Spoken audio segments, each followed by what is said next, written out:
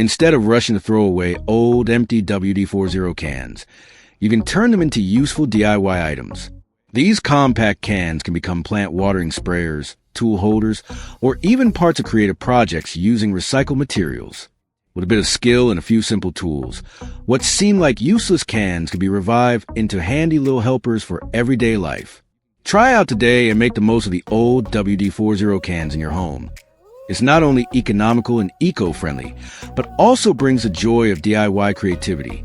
You'll be surprised at what you can make. First, mark a small dot on the spot where you want to drill.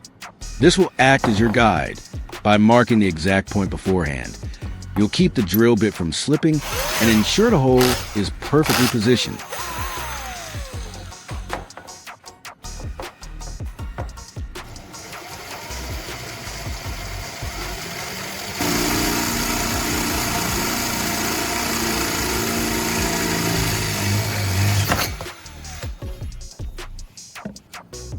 Next, smooth out the edges of the hole. This will remove any sharp burrs or rough metal left from drilling, making the surface cleaner and safer to handle. Take your time.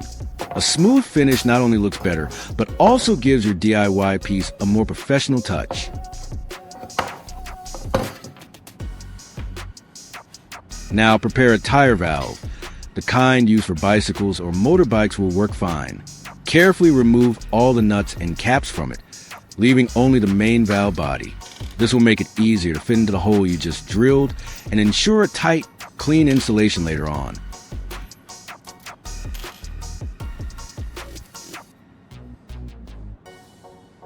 Next, remove the valve core from inside the stem using a small valve tool or a pair of pliers. Be gentle to avoid damaging it. Keep the core in a safe place. You'll need it again later when you reassemble everything. The valve core is the heart of the valve. It controls the flow of air in and out. When it's tightened inside the valve stem, it seals the air perfectly, preventing any leaks. When loosened or pressed, it allows air to escape or be added easily. As for the valve stem, I'll cut off the bottom part to make it easier to fit into the hole on the can. Trimming the base helps the valve sit flush against the surface, ensuring a snug fit and a cleaner look once it's attached.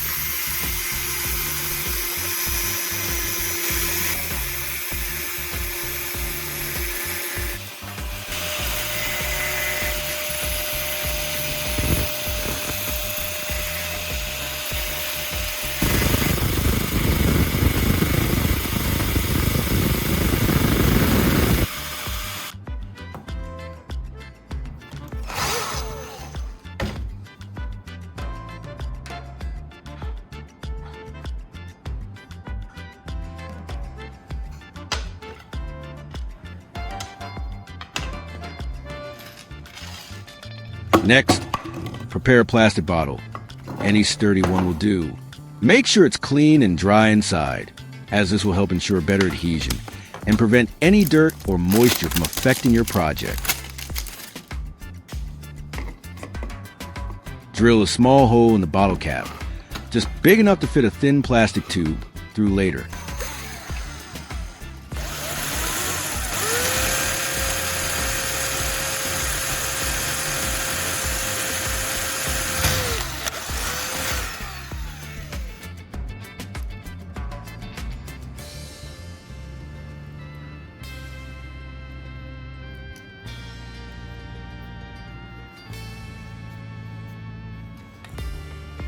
Now take a short piece of plastic tubing. About a few centimeters long is enough. Make sure the tube fits tightly into the hole you just drilled in the bottle cap.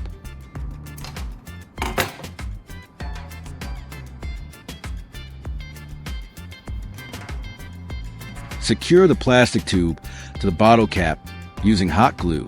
Apply the glue evenly around the base of the tube to make sure it's airtight and firmly attached.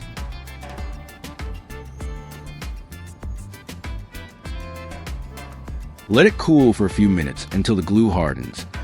This will keep the tube steady and prevent any air or liquid from leaking out later.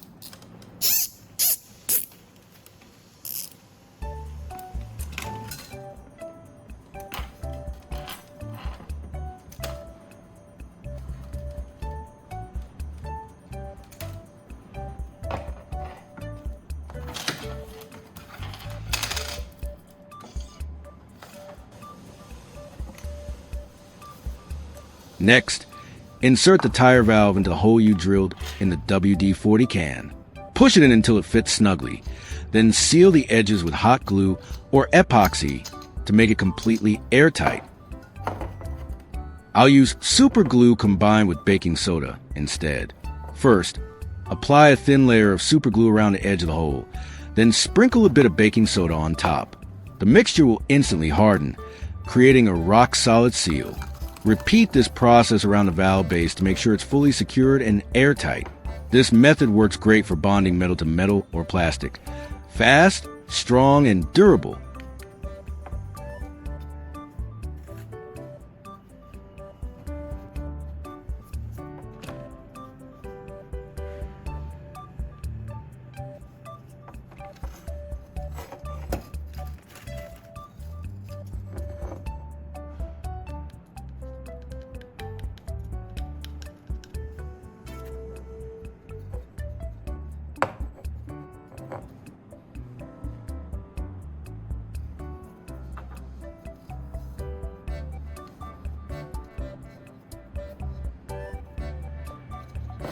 Next, wrap some tape tightly around the base of the valve to reinforce the seal.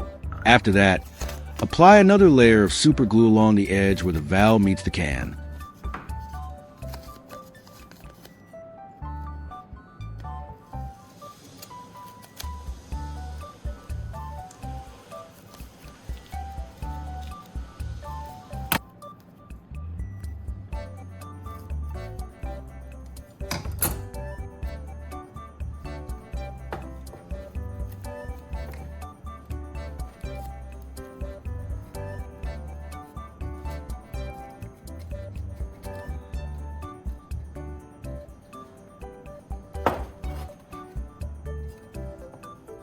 This extra step helps fill in any tiny gaps and ensures the connection is completely airtight.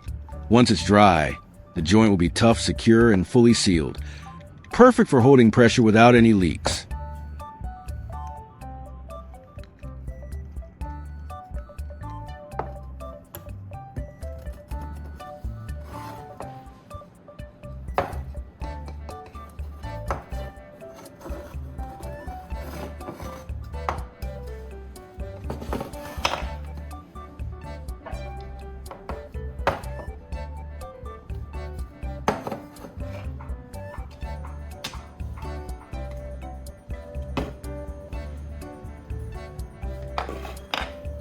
Next, I'll prepare the paint to be pumped into the bottle. Make sure the paint is well mixed and smooth. You can stir or shake it thoroughly beforehand.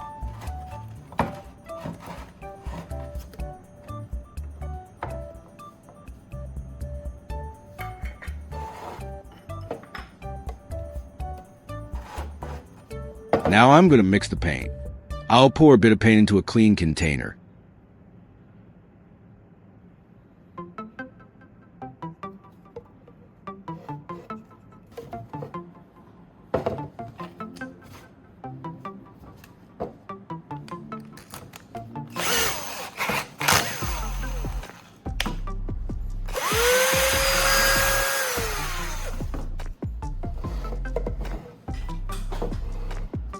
Then slowly add thinner while stirring until the texture becomes smooth and consistent.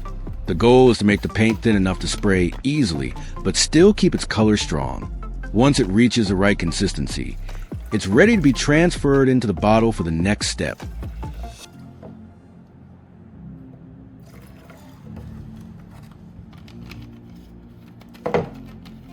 I'll use my homemade stirrer to mix it thoroughly.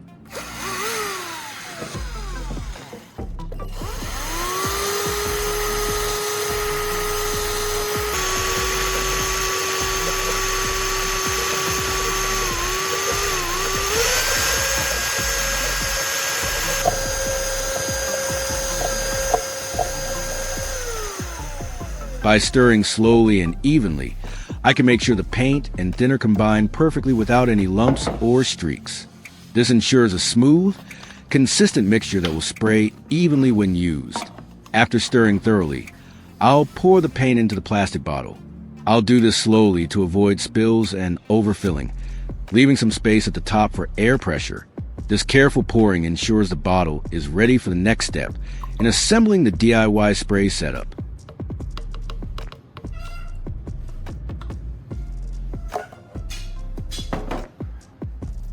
Next, I'll put the cap with the plastic tube back onto the bottle. Make sure it's screwed on tightly and the tube fits securely through the hole. This setup will allow me to pump the paint from the plastic bottle into the WD-40 can through the tire valve. By pressurizing the bottle, the paint is forced through the tube and into the can, filling it safely and evenly without making a mess. The valve ensures that the transfer is controlled and airtight.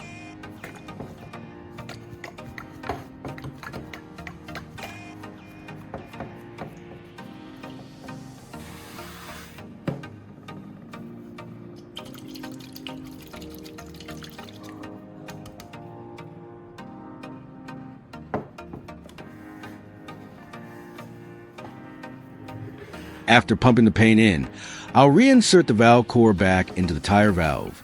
This will seal the WD-40 can completely, preventing any leaks and keeping the paint pressurized and ready for use.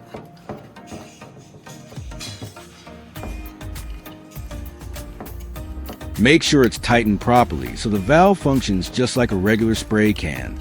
And to make it spray the paint, I'll need to pump air into the bottle through this tire valve. Pressurizing the bottle creates the force needed to push the paint up through the tube and out of the WD-40 can, turning it into a functional spray system. Next, I'll grab a pump. A bicycle or hand pump works perfectly, and connect it to the tire valve. Then, I'll start pumping air into the bottle slowly and steadily. As the pressure builds up, the paint inside the WD-40 can will be ready to spray. I'll keep pumping until I feel some resistance in my hand. That's enough pressure. You don't need to overdo it. Just enough to make the paint spray smoothly when you press the nozzle. This ensures safe and effective operation without risking any leaks or bursts. After pumping, I'll take the can over to test it. Carefully press the nozzle to see if the paint sprays evenly.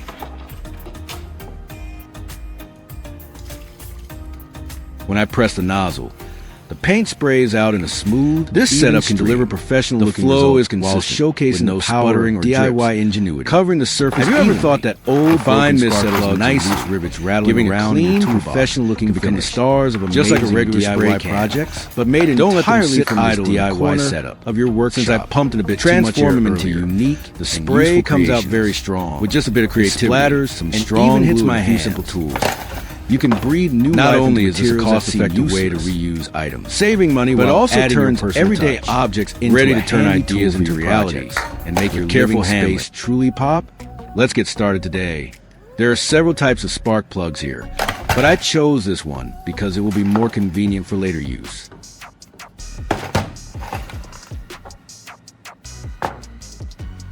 Next, I'll remove the top part of the spark plug. This step needs to be done carefully because the metal parts are quite tight.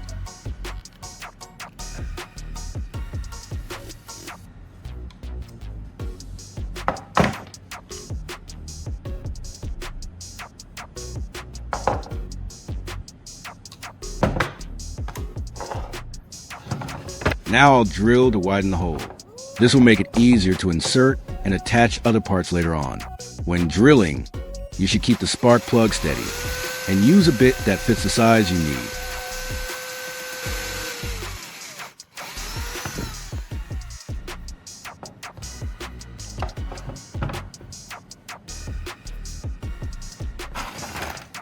Next, I'll insert the rivet head into the hole I just drilled. It fits quite snugly, which helps keep it stable. I'll apply a small amount of strong adhesive around the base to make sure it stays firmly in place. Then I'll use a rivet gun to secure it firmly in place. By squeezing the handle, the rivet expands inside the hole, locking it tightly to the spark plug. You'll hear a small pop when it's fully set. That's how you know it's secure. This step ensures the joint is solid and won't loosen over time, making the whole piece much more durable and ready for further assembly.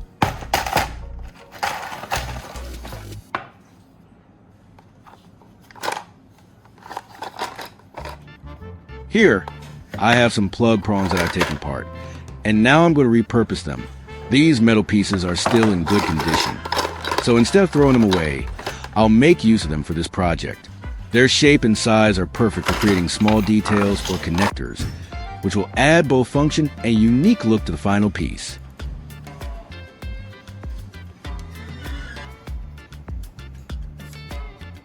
Next, I'll attach the plug prongs to the rivet and secure them with a screw.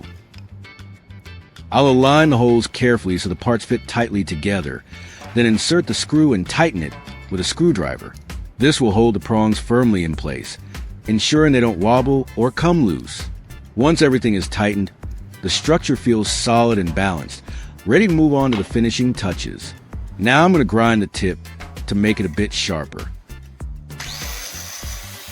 I'll use a grinder and carefully shape the end, moving it slowly to keep the angle even.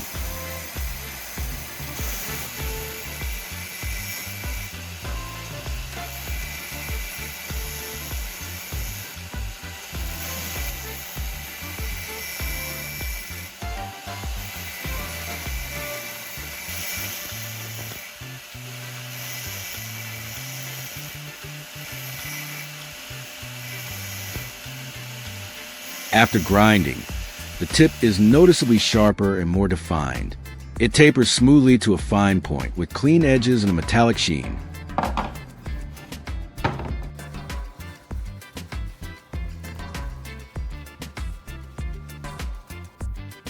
Next, I'll prepare a small piece of wood to make the handle. It already has a groove in it, so I'll make use of that. Now I'll drill the hole wider so I can insert the spark plug base into it. I'll use a drill bit that matches the diameter of the spark plug, making sure to keep it straight while drilling to avoid cracking the wood.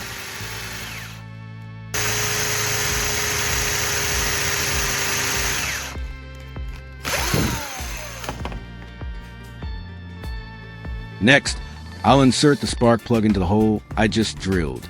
It fits tightly, which is perfect for keeping it stable. I'll apply a bit of strong adhesive around the base before pushing it in to make sure it stays firmly in place.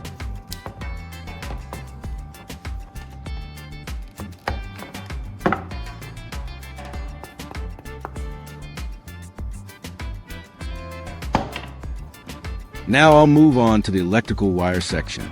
I prepared a short piece of insulated wire that will add both a functional and decorative touch to the build. First, I'll strip off a bit of the outer coating on both ends to expose the copper inside. Next, I'll connect the wire to a few screws on the plug prongs. I'll loop the exposed copper ends around the screws and tighten them with a screwdriver to make sure the connection is firm and secure. This not only keeps the wire in place, but also gives it a realistic mechanical look.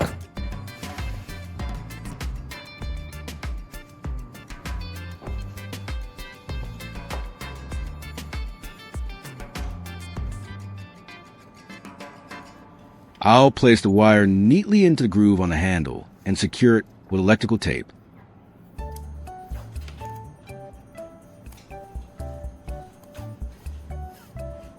Wrapping the tape tightly will keep the wire from moving and give the handle a clean, finished look. I'll make sure the tape overlaps slightly for better hold and to match the overall aesthetic of the piece.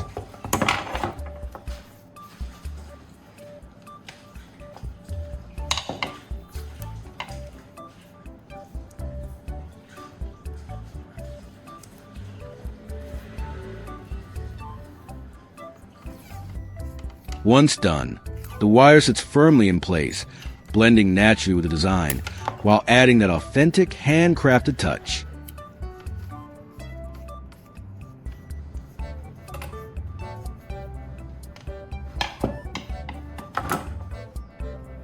To complete the wiring, I'll attach an alligator clip to the other end. It makes the connection quick, secure, and easy to detach when needed.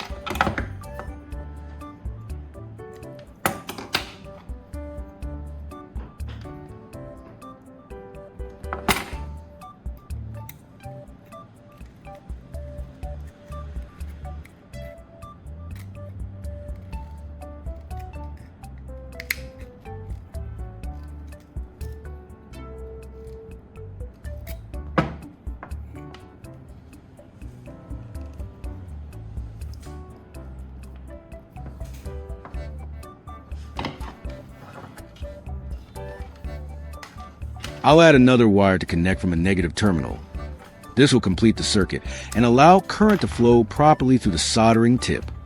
For this wire, I'll attach alligator clips to both ends. That way, it's easy to connect and disconnect from both the power source and the device. The alligator clips act as flexible terminals. They grip tightly onto wires, battery terminals, or metal parts, making it easy to test and adjust connections during prototyping. Plus, they save time by eliminating the need for permanent joints.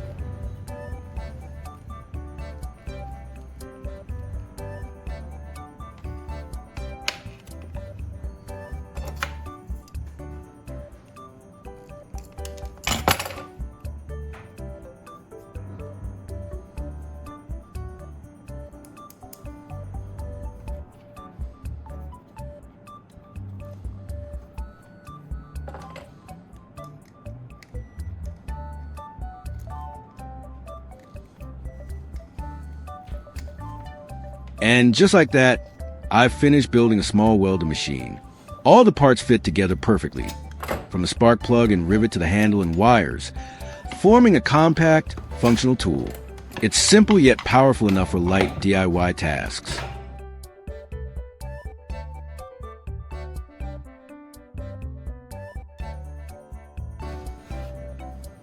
For the power source, I'll be using a standard motorcycle battery. It's a 12V lead-acid battery, powerful enough to heat up the soldering tip and stable for small electronics work.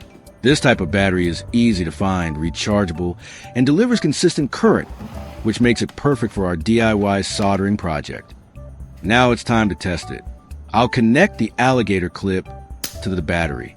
Now it's time to put our DIY soldering tool to the test.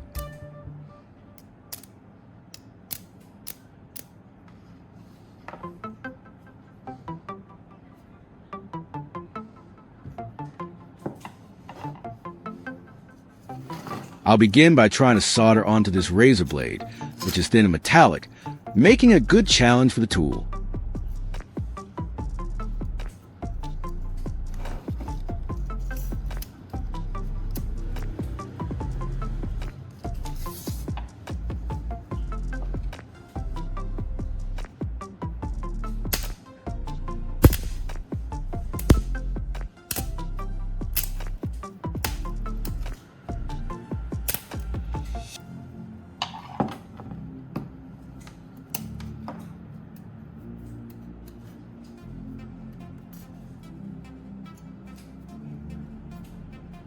After soldering the two razor blades together, the joint feels surprisingly strong.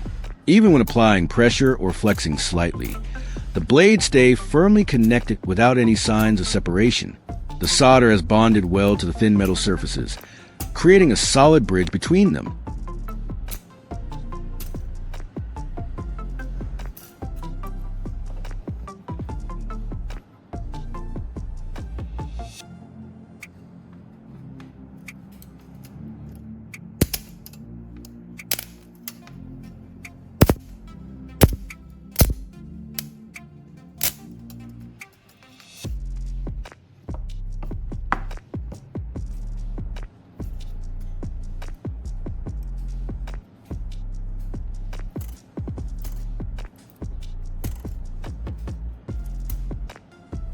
Next, I'll test the heat of the welder on a metal can. I'll place the tip carefully against the surface and observe how quickly it starts to scorch or melt the metal. The spark and heat should leave a visible mark almost instantly, showing that the welder produces enough energy for light metal work.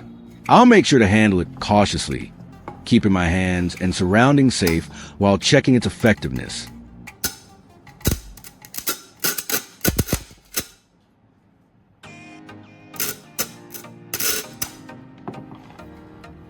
In conclusion, this DIY welder project shows how you can turn old, forgotten materials into a functional and creative tool.